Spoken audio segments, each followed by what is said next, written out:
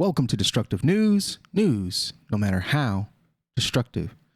So now that majority of you guys know that I'm back and continuing to make videos, I'm just going to try to mix it up a little bit, see what kind of stuff I like recording, see what kind of things I like and enjoy reporting on, and what style I like the best. And then also you guys chiming in, please let me know and get in the comment sections like you guys always do. You're so good with engagement. I really love that about you guys. Make sure you hit the subscribe, like the video, share it with your friends. They can join in on the conversations as well. The murder of Lesandro Guzman-Feliz. I'm going to talk about that. We'll see if this is something that is interesting to me. We know that their trial for the murderers are starting, so I kind of want to bring back up what is going on, the change that has occurred, if any, since then, and maybe justice gets served. I doubt it, but, you know, we can hope. The murder of Lesandro Guzman-Feliz occurred on June 20th, 2018. It's a 15-year-old. When he died, he was killed by members of a Dominican-American gang called the Trinitaros in the Belmont neighborhood of the Bronx. The death occurred in the case of mistaken identity. That happens so often. Black people look like black people. Latinos look like Latinos. Even to other Latinos and other blacks. And unfortunately, a lot of the times they're hunting at random. They're just looking for a skin color, a hairstyle, a teenager in a certain neighborhood, and you're in a gang. Even if you aren't in a gang, to the gangs, you're in a gang.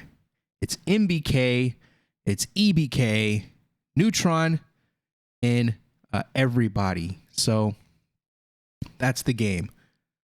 I wanted to look at the motive. The killing, purportedly a case of mistaken identity of a teen who was part of a rival gang. The police reported that the killers, all members of the Trinitaros subset Los Shores, mistakenly believed that Guzman-Feliz was a member of a rival Sunset gang.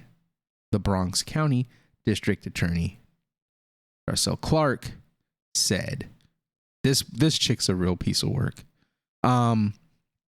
So they hunted this dude down and stabbed him up. Let's take a look at the news story refresher and see what's going on with the case. And Craig, that grisly murder was captured on videotape, and it just stunned our city and the nation. Killed on video. Gang members described as hunting for a rival to kill, and they mistakenly set upon Junior. They chased him into a deli where he had tried to hide, only to be. They call it op spotting. You go look for ops. Ops are the opposition, rival gang members. Ops. Dragged to the sidewalk and repeatedly and fatally. So they go in to this shop and they brutalize people. And I've seen this in other videos. There's other videos out there that I've seen stuff like this happen. They rule the land. They don't care about police. They don't care about adults, parents. They don't care about any of that stuff. Wherever they are, that's gangland. It's their rule. Nothing else matters. You do what they say. Could you imagine living in a neighborhood that's controlled by teenagers, groups of teenagers?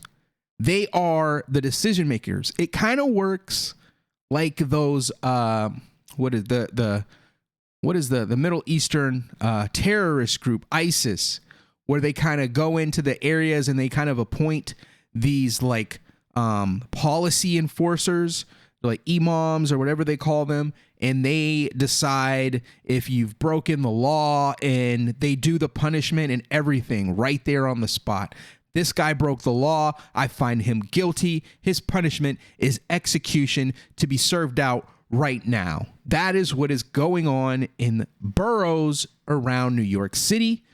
The news, media, and everyone connected to the cover-up of this stuff, mainstream leftist news, they like to believe, oh, everything is fine, things are normal.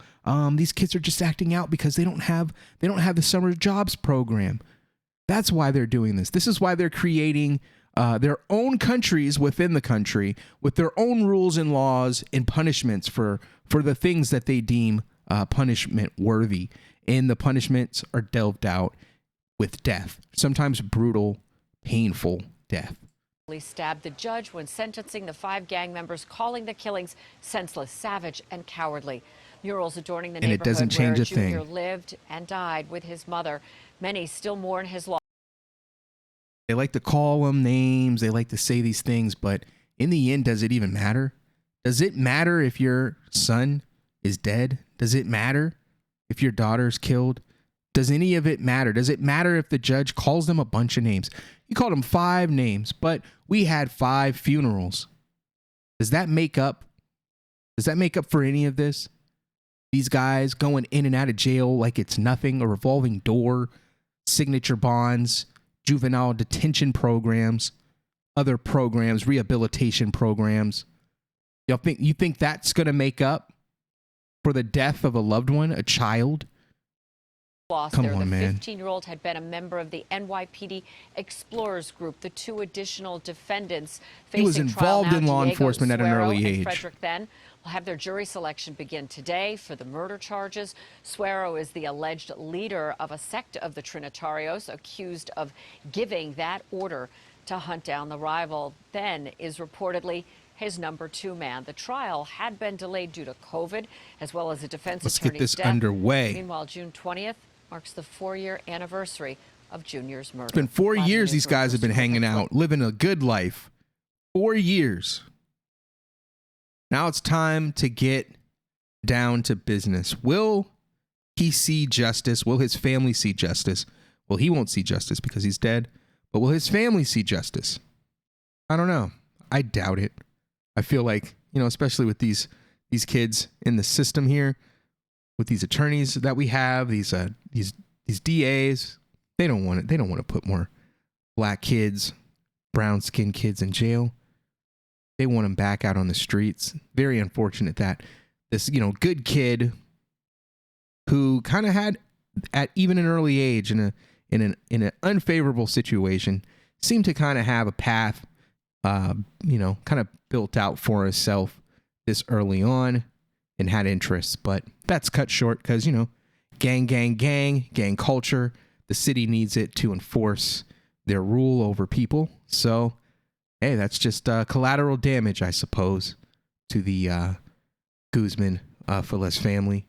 But we'll see what happens. We'll report on it if anything crazy happens. But I don't see justice happening in this situation. Well, thanks for checking us out. Make sure you hit that like, hit that share, and you subscribe, and we'll see you on the next one. Peace.